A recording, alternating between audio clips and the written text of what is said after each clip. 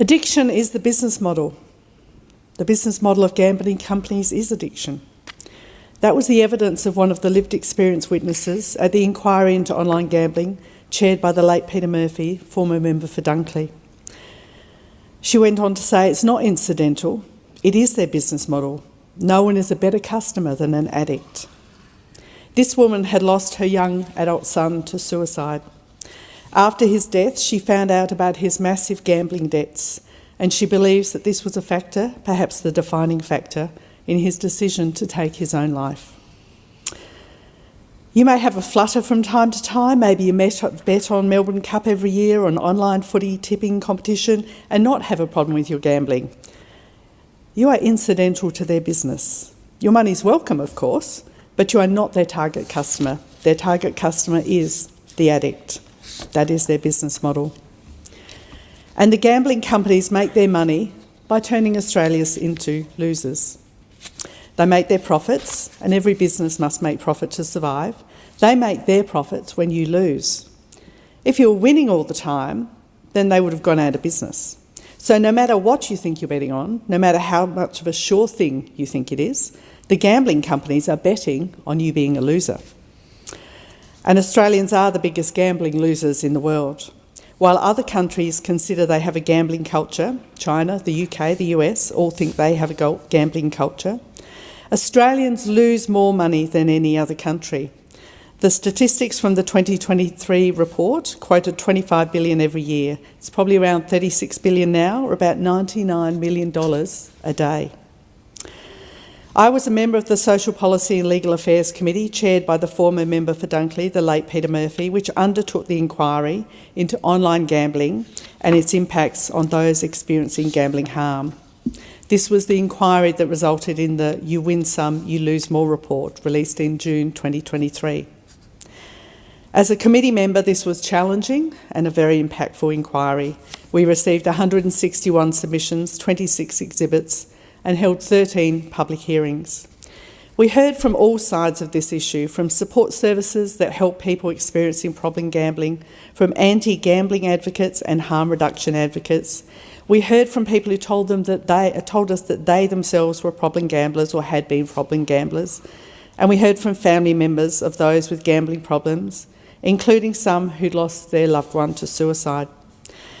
We also heard from gambling companies, and we heard from media organisations and from sports organisations. And the inquiry also looked into online gaming, including video games with gambling-like content, which trains up young people to be addicted to the adrenaline hits of games of chance. There are other forms of gambling that are very harmful, including pokies, which is still the most harmful form of gambling. But online gambling is harmful and it's growing, and it has some very unique aspects that make it even more dangerous. While some forms of gambling require you to leave your home and sit in a club or a racetrack or a casino, and to be clear, problem gambling is found in all of these venues as well, the really unique changes of online gambling is that now we all carry smartphones with us all the time, and this form of gambling is available 24/7. The committee heard from people losing tens of thousands of dollars or more in an overnight gambling session in the privacy of their own home or their own bedroom. Night after night, redundancy payments gambled away, house sale proceeds gambled away in the matter of a few weeks. In the privacy of your own home, your own bedroom, no one necessarily knows what you're doing, so no one can suggest that perhaps you moderate your gambling. And the privacy of a secret gambling addiction becomes shame, and reaching out for help means you have to tell someone what it is you've been doing, so you're trapped. And even if you try to stop, the company pulls you back, because each online gambler has an account. The gambling companies know them and can directly, individually target them in real time.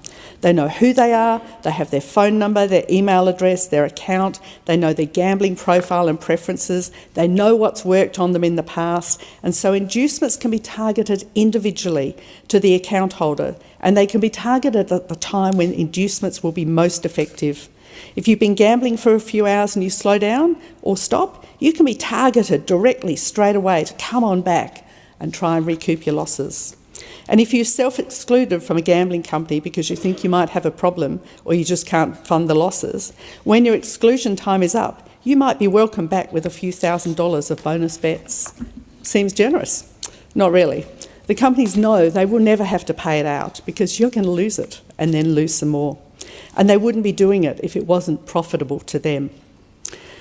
At the recent ALP National Conference in Adelaide, the rank and file Labor members unanimously passed a motion to add the banning of gambling inducements to the ALP National Platform, and I want to thank them for their work. This is an issue that Labor members are concerned about. It's something that the Australian public are concerned about. So who's affected? Various reports to the inquiry quoted statistics between 46% and 67% of gamblers as being classified as being at risk of gambling harm in the past 12 months. And one of the most vulnerable groups, or the groups most targeted, are young men from their late teens to mid to late 20s. And these are the people targeted by programs such as the Bet With Your Mates promotion. Bet With Your Mates sounds a great way to share your love of sport with your mates. Except that suddenly this is the way you're engaging with your friendship group. And if you have a problem and you want to stop gambling, and if you drop out of the betting group, you're effectively actually exiting your social group and their shared activities. So you're trapped.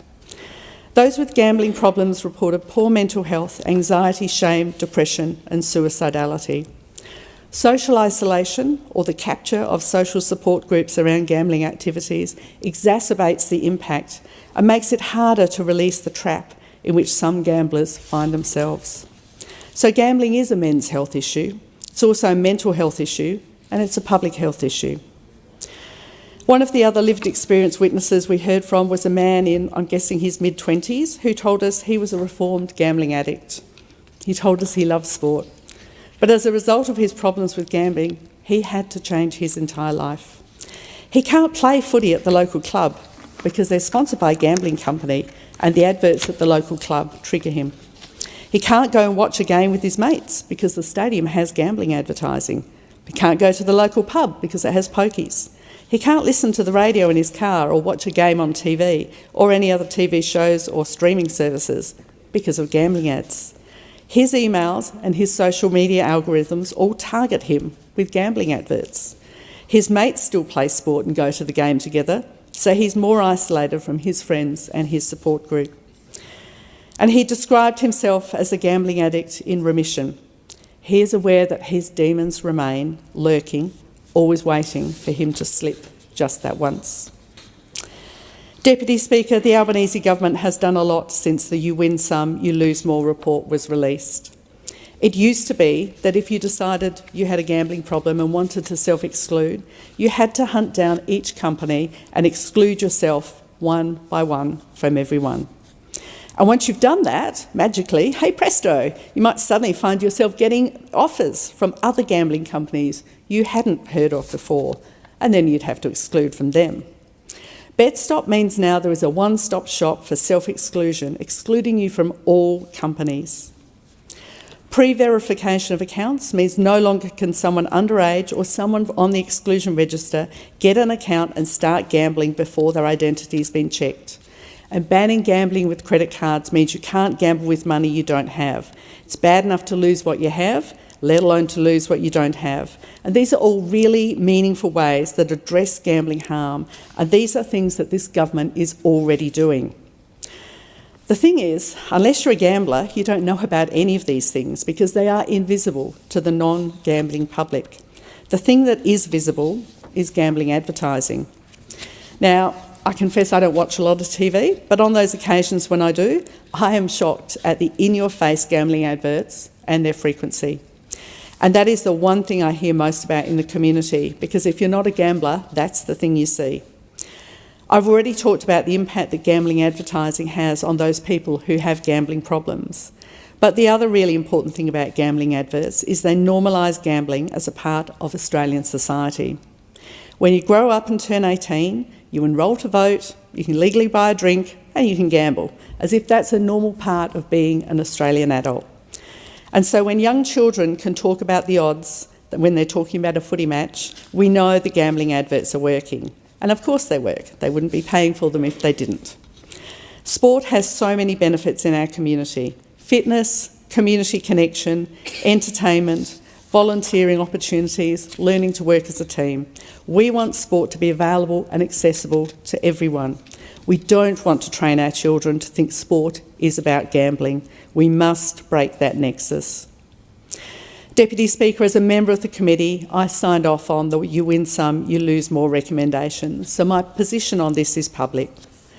We heard a lot of evidence as part of the inquiry about the practices of the industry and the impacts on Australians and Australian families, and it was shocking. In last week's Senate inquiry, a lot of the evidence was being repeated in another public forum, and so everyone else is getting to hear some of the behaviour and practices of the gambling companies.